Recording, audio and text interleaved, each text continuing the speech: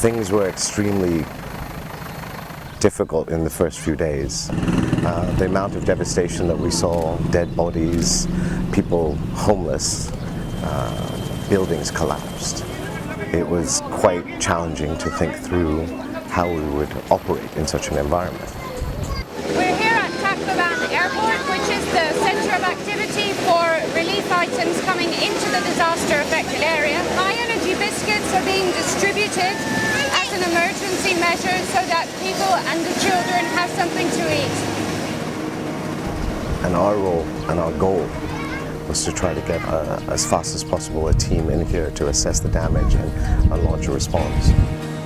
We brought people in at a pace that I don't think I've ever seen before. How does this compare to other operations you've worked on? So far from down here, this is enormous.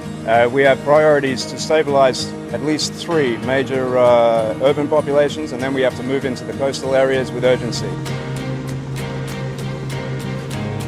Our first immediate objective was to set up an operational response, getting communications back online. After the landfall of the typhoon, all the communication lines here go down, and that's why we brought in the satellite communication to enable the humanitarian workers here on site. Just to have that response infrastructure in place was an amazing feat.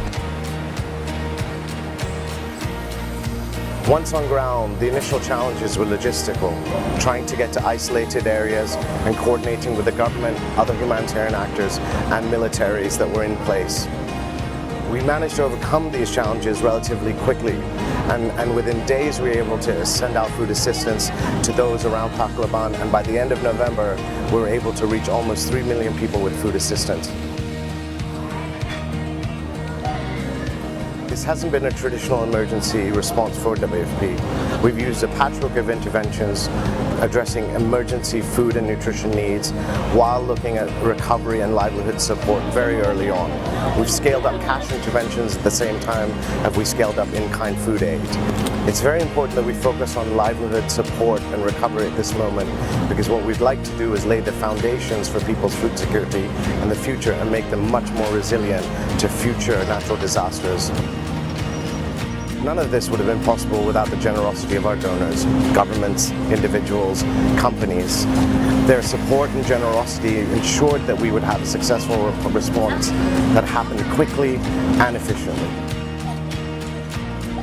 For me, it was, on the one hand, humbling to see what the effects of nature have done, but extremely proud to see how we responded as a team.